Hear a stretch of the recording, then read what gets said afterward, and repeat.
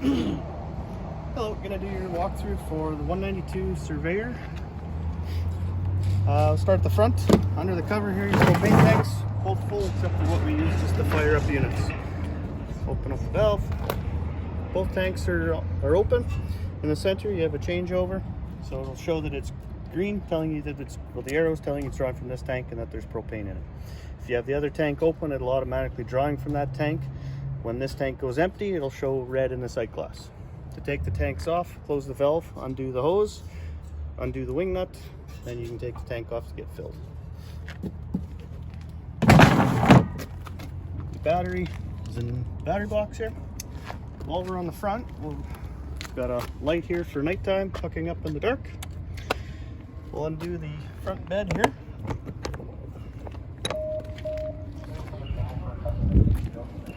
These latches are lockable. Just grab the handle. And the cable's supported by the cables that are in there. Once we get inside, we'll put the rafter in to put the tent up. Storage compartment. This is the crank for your awning. Put that into there.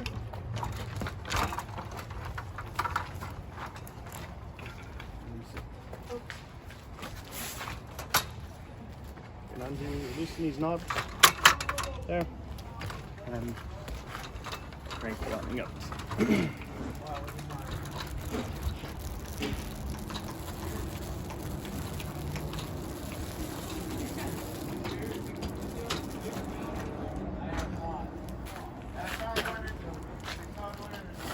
Once the awning's out all the way, you'll be here. You have your LED light strip in the awning, which the switch is inside. Tension rafters, slide those up, lock in, push down, tension the knob back up here. Do the same on the back arm, and then you can adjust your height, pitch of the awning. Same thing, do with the back arm. Bring the awning in, same thing.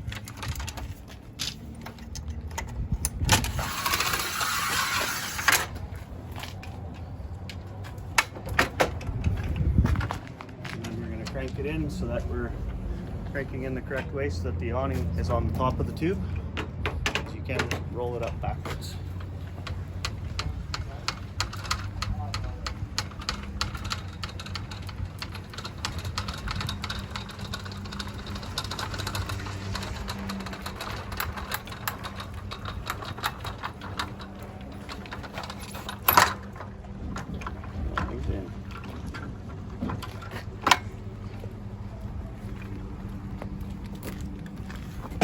Once the awning's in again, we're going to tighten up these knobs just so they don't loosen off, rattle around in your driveway. Okay, closer in the front compartment. The handle for doing the stabilizer jacks. Stabilizer jacks, they're not meant to lift the trailer, they're there just to stabilize. Also in the compartment, it's this switch for nighttime. Holders for the doors are in there. We've given you a 15 to 30 adapter so you can plug the trailer in at home in your driveway. Brand new water hose. Hot water tank. It's electric and propane. Outside, the switch for the propane is down here. The off-on switch, you're going to turn that to the on, and that'll heat the water on electric. Propane, the switch is inside, which we'll get to that when we move inside. Also out here is a pressure release valve.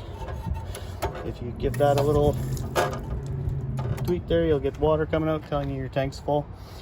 Down here is your anode rod, which is the drain for the tank. Always release the pressure before you pull the drain or the anode rod out to drain the tank so you don't burn yourself. Freshwater tank. If you're not at a service site, you'll fill this and use the water pump for water. Go through your water system. That's the fill.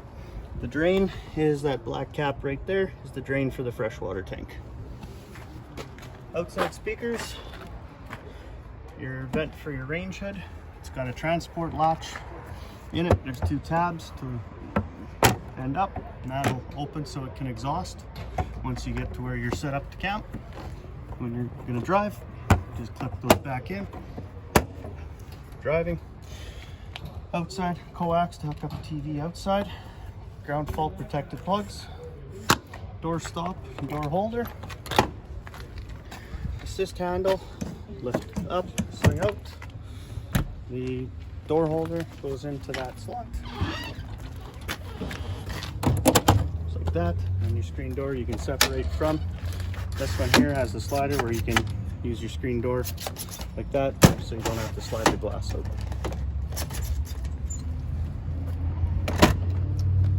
Steps, these ones here, grab in the center and then grab off to the side. Just as there's clearance issues here, you may catch your knuckles on the bottom of the trailer. Side, flip out the second step. Again, another stabilizer jack at the bottom of the trailer. Spare tire. This trailer also has the hitch mount for bike carrier. Another bed end, which is the same as the front one. Outside shower. Just hot and cold. Hot and cold, just with the hose.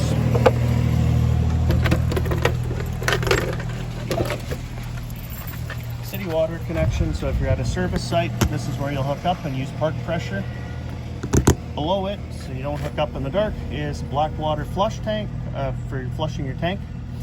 Don't hook up to that by mistake, because you will fill your trailer up through your toilet. That is only to rinse out your tank when you're at a dump station. Cable and satellite hookups here, if there's park cable or to hook up satellite. While we're on the water part, dump valves, gray valve, black valve. Your black is your solid waste toilet. Always dump the black valve first, then dump the gray after. That'll flush out the hose. The hose is in the rear bumper here.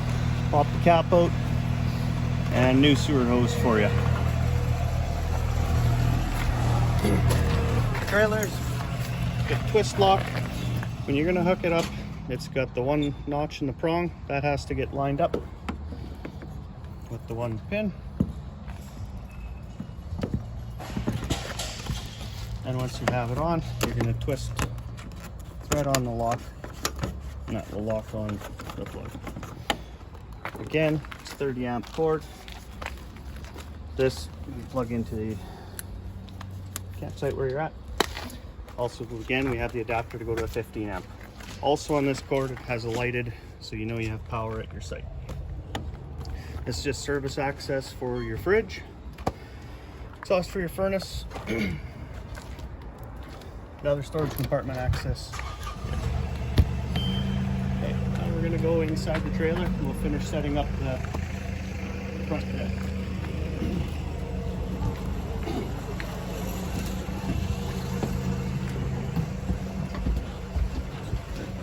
Right, turn the lights on, so light switch there. While we're up here, got porch light and then the awning LED light strip.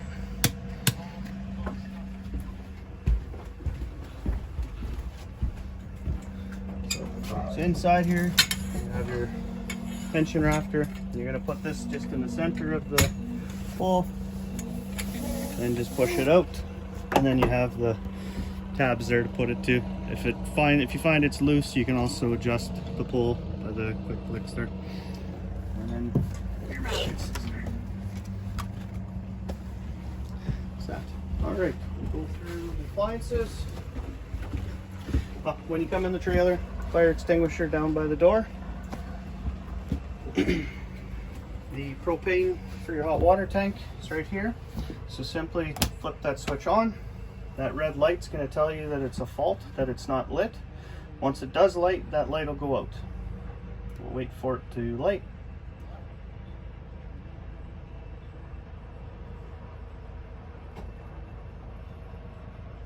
Okay, there's the hot water tank lit on propane.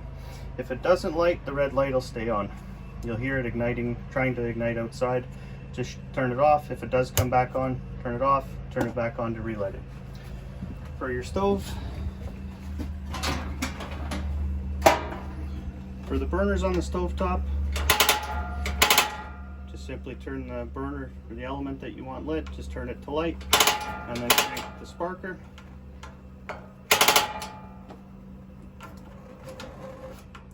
Again, while you're in here, you have your range hood for the light, and then the fan, which again you have to open up the vent on the outside. For the oven, you need a lighter for the oven. You're going to turn the oven to pilot on. You're going to depress the valve and then hold the lighter down at the thermocouple down in where my finger is here. Once the pilot light gets lit there, you're going to let it go for about 10 seconds. Then you're going to release the knob, and then you can turn it to whatever temperature you require. When you are using the oven, don't put anything in the back on top of the stove, as the exhaust comes up out of the back of the vents here and it'll burn whatever's on top. Microwave, straightforward, same as household. Up above the window is your carbon monoxide alarm. Over here you have an antenna booster for TV, which will boost the antenna signal. Just make sure that's off if you're not using anything. It's your stereo, radios, got your power, and you have your speaker ranges for inside or outside with the A, B, or C. For the refrigerator, you've got your power button, which is on.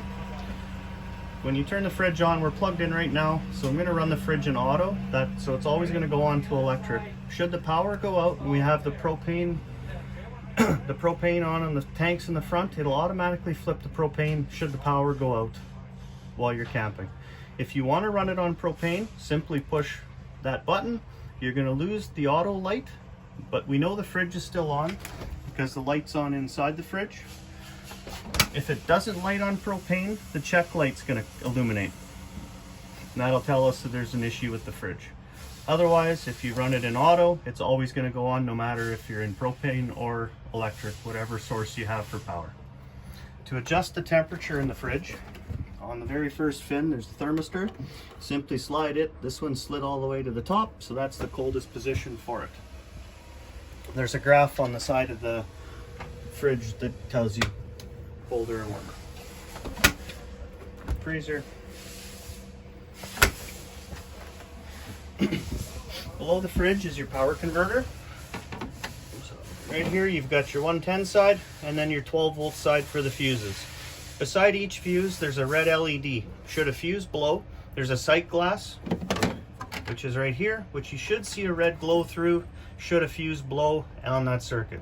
Sometimes if you do have an issue with something, light's not working, and you don't see a fuse blown with the LED light illuminated, just come and pull each fuse and check them manually just to see. Sometimes the LED will not illuminate. Thermostat to run your furnace, air conditioner. When you come to the thermostat, you're going to turn the mode on, and it's going to come to fan first. So with the fan, you have the option of turning it to low, auto, or high speed for the fan. So if we want the fan to run in high, again, this is just for the air conditioner unit on the roof. Fan mode is going to run the fan high. If we want the air conditioner on, we're going to turn it to cool. Then we can adjust the temperature where we want it to run to. The fan's going to run all the time, the compressor will cut in and out. So it's a hot day, we want the air on, that's where we'll go. If we're camping and it's cold, we're going to let the system shut off, and I'll show you how to run the furnace as soon as the fan quits running.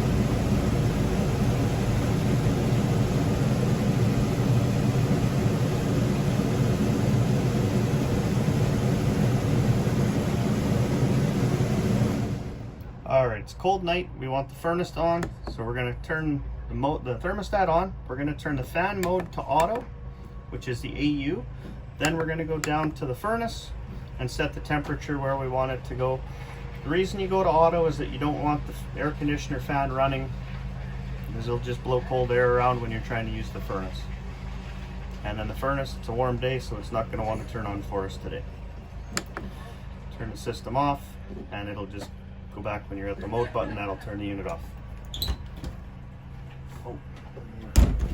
Down here, propane leak detector. Should someone bump the valves on the stovetop, this will sound off.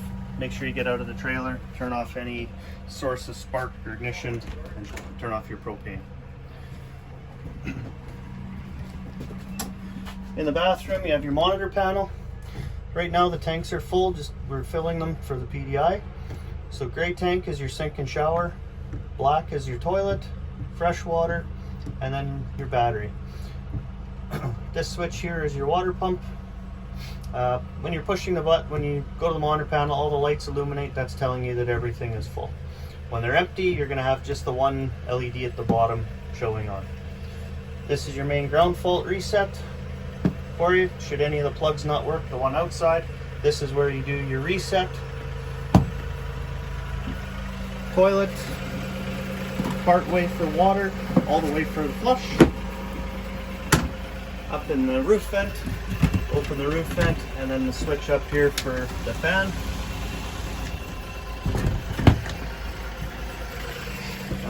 For the toilet too, there's some leftover chemical here for you. Also, just make sure you use RV chemicals and RV toilet paper. And I think that's about everything for the trailer. Hope you enjoyed. Any questions, please call us. Thank you.